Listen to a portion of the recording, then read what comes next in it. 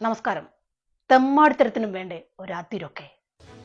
കോട്ടയത്തെ government nursing കോളേജിൽ ക്രൂരമായ റാഗിംഗ് നടന്നു. ഇതിന് നേതൃത്വം കൊടുത്ത SFIയുടെ പിശാചുക്കളെ ഈ നിമിഷം വരെ പോലീസ് ഒന്നും നുള്ളി നോവിച്ചിട്ട് പോലുമില്ല. മുകളിൽ നിന്നുള്ള ഓർഡറാണത്രേ. കേരളത്തിൽ ഇത്തരം സംഭവങ്ങൾ ഓരോന്നും നടക്കുമ്പോഴും നമ്മൾ വിചാരിക്കും നിയമവും നീതിയും അടുത്ത പ്രാവശ്യം നമുക്ക് കാവൽ ഒരുക്കുമെന്ന്. പക്ഷെ കേരളത്തിലെ നിയമവും നീതിയും കാവൽ നിൽക്കുന്നത് കൊല്ലുന്നവർക്കും കൊന്നു തിന്നുന്നവർക്കും വേണ്ടിയാണ്. സിദ്ധാർത്ഥ് എന്ന മിടുക്കനെ 3 രാവും പകലും പച്ചവെള്ളം കൊടുക്കാതെ കൊന്നു കെട്ടിത്തൂക്കിയവന്മാർ സമൂഹത്തിലൂടെ മിടുക്കന്മാരായിട്ട് നടന്നു നീങ്ങുന്നുണ്ട്. അവരും SFIക്കാർ ആയിരുന്നു. അവർ നിരപരാധികളാണ് എന്ന് വിധി എഴുതി പുറത്തേക്ക് വിട്ടത് കേരളം ഭരിക്കുന്ന പിണറായി ഭരണകൂടമാണ്. SFI എന്ന ഭീകര സംഘടനയുടെ കാവൽക്കാർ. സർക്കാരിന്റെ തണലുണ്ടാകുമെന്ന് അറിയാവുന്നത് കൊണ്ടാണ് ഇത്തരം പേക്കൂത്തുകൾ നിർബാധം ഈ സമൂഹത്തിൽ തുടരുന്നത്. നീതി തുടരെ നിഷേധിക്കപ്പെടുമ്പോഴാണ് ജനം നിയമം കയ്യിലെടുക്കുന്നത്. സ്വന്തം നിലയ്ക്ക് അവർ പ്രതിരോധം തീർക്കുന്ന കാലം വിദൂരമല്ല. മറ്റു പല രാജ്യങ്ങളിലും ഇന്ത്യയിൽ തന്നെയും നമ്മളത് കണ്ടിട്ടുണ്ട്. കേരളവും അതിലേക്ക് കടന്നാൽ ആരും അത്ഭുതപ്പെടേണ്ടതില്ല. ഭരണകൂടത്തിന് പറ്റുമെങ്കിൽ, നിയമത്തിന് പറ്റുമെങ്കിൽ ഇനിയുള്ള കാലം സൂര്യപ്രകാശം കാണാൻ പോലുമുള്ള അവസരം ഈ പിശാചുക്കൾക്ക് നൽകരുത്. ഇങ്ങനെയുള്ള പിശാചുക്കളെല്ലാം തല്ലുന്നവനും കൊല്ലുന്നവനും പിടിച്ചു പറിക്കുന്നവനും പീഡിപ്പിക്കുന്നവനും എല്ലാം ചെന്ന് കേറുന്നത് ഏത് പ്രസ്ഥാനത്തിലേക്കാണെന്ന് നോക്കൂ. CPM എന്ന ഐഡിയോളജിയുടെ ഭാഗമായാൽ പിന്നെ തല്ലാം, കൊല്ലാം, പിടിച്ചു പറിക്കാം, പീഡിപ്പിക്കാം.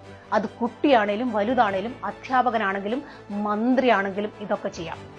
TP ചന്ദ്രശേഖരനെ കൊന്ന പ്രതികൾക്ക് 1000 ദിവസത്തിന് മുകളിലാണ് പരോൾ നൽകിയത് എന്ന് പറഞ്ഞാൽ അതിന്റെ അർത്ഥം എന്താണ്?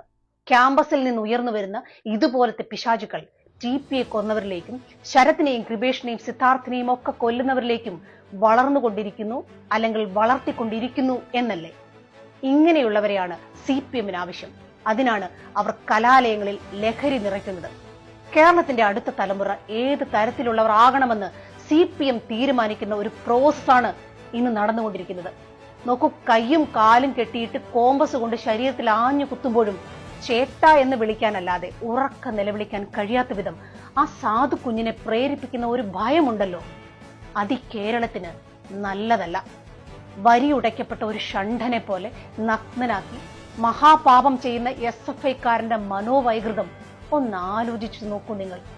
ശവശരീരവുമായി ലൈംഗിക ബന്ധത്തിൽ ഏർപ്പെടുന്നതിനേക്കാൾ ഭീകരമായ ഒരു തരം മനോവൈകൃതമല്ലേ അത്?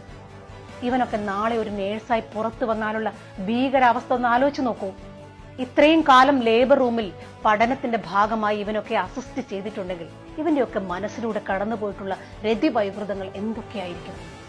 ഇനി പുറം ലോകം കാണാൻ പാടില്ല ഇവനെ പോലെയുള്ളവർ. മാതാപിതാക്കളും ശ്രദ്ധിക്കണം സ്വന്തം കുട്ടികളെ. പഠിക്കാൻ വേണ്ടി പറഞ്ഞു വിട്ടാൽ മാത്രം പോരാ. കേരളത്തിലെ ഒരു കുട്ടിയും SFI പോലെയുള്ള ഒരു ഭീകര പ്രസ്ഥാനത്തിൽ അംഗമാകാൻ പോകാൻ നിങ്ങൾ അനുവദിക്കരുത്. സത്യത്തിൽ ഇവിടെ ഒരു ആഭ്യന്തര വകുപ്പുണ്ടോ? ആരോട് ചോദിക്കാൻ, ആരോട് പറയാൻ? വേലി തന്നെ വിളവ് തിന്നുമ്പോൾ നമ്മൾ ആരോടാണ് പറയുക? 1ാം വർഷ വിദ്യാർത്ഥിയെ ക്രൂരമായി റാഗ് ചെയ്ത നേതാവിന്റെ കയ്യിലിരിക്കുന്ന ബാനർ നോക്കൂ നിങ്ങൾ. ഉറപ്പാണ് LDF എന്ന്.